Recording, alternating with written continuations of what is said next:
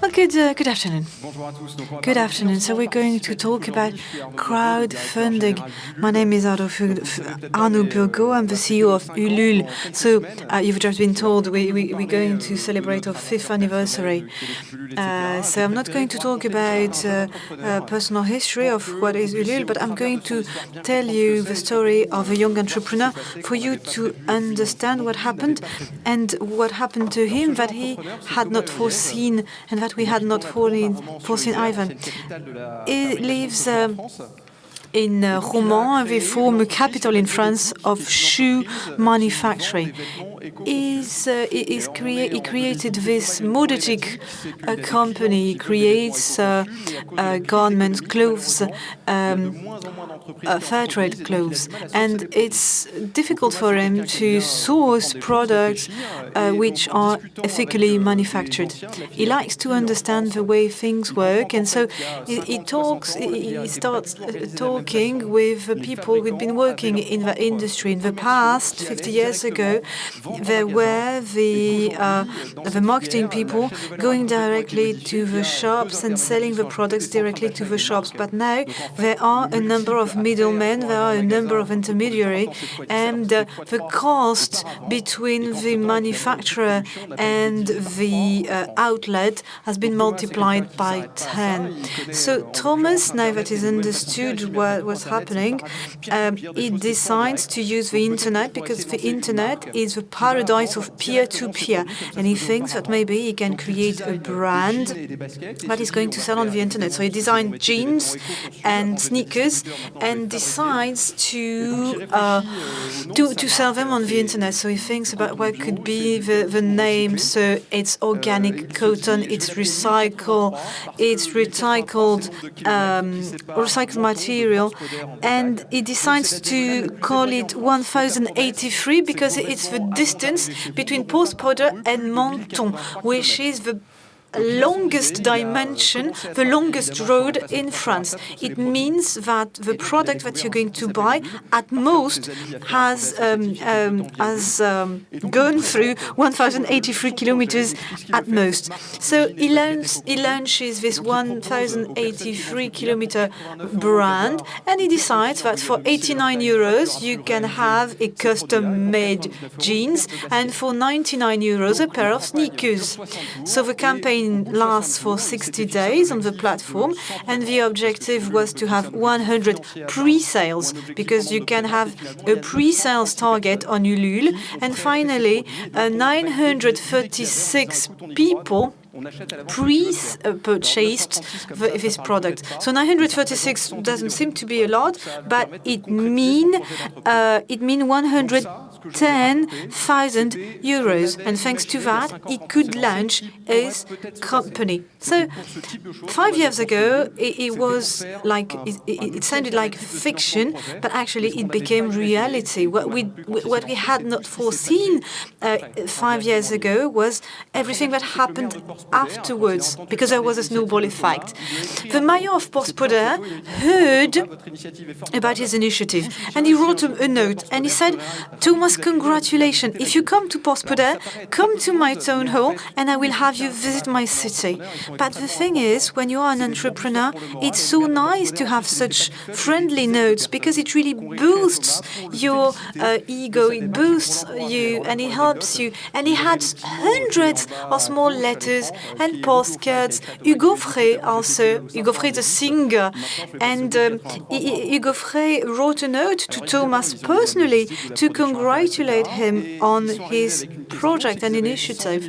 So they had 110,000 euros, so they were able to produce about 3,000 pairs of jeans, and they had to decide the size they wanted to manufacture. So they had a statistical sample of customers in the survey, and so they knew, thanks to the crowdsourcing, what size they money needed to manufacture.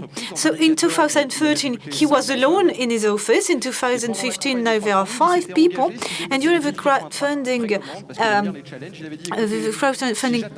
campaign, he said that if he had more than 1,083 pre-orders, he would cycle from Menton to Porspoda, again this road. And so he continued to take the pre-orders, so he had as many as 1,200 pre-orders, and he delivered on his promises. He kept his promises. So he cycled from Menton to Porspoda, and he met along the road a number of people, of prospective customers, and he met on the road all those people, and most of them received him at home and offered a meal and offered housing. So obviously he also wrote a blog on this, and he managed to arrive in Porspoda, and he met the mayor, and this story became reality. So everything could stop there. But during this crowdfunding policy, he also received a note from a company based in southwest of France, where they manufacture recycled wool. And so with this recycled wool, which comes from byproduct of other clothing industry, and with this byproduct, they can manufacture jumpers. And so Thomas decided to create yet another company to knit jumpers in recycled wool. And so he launched another crowdfunding campaign, which was financed by 450 people, and he designed 7 models of jumpers. So he started, as I said, with 110,000 euros. In 2014, this turnover was multiplied by 3, and he was able, in 2015, to have 12 employees. So 2 manufacturing shoes, 5 manufacturing jumpers, and 6 manufacturing sneakers and jeans. So now he has an entire plant. There is also a design studio. There is also a photo studio. And a few months later, because this could stop there, but it doesn't. A few months later, there was a polemic around the fact that the T-shirts by the candidates to the presidential campaign didn't purchase T-shirts that were made in France. So he decided to write directly to the candidates to the presidential elections and tell them, well, I can manufacture made in France T-shirts. He had a partnership with Stokes, yet another company manufacturing made in France T-shirts, and they decided to launch jointly through yet a third campaign with 1,081 followers, and he launched that brand of made in France T-shirts. So he was received by the president, and this is not manufactured yet.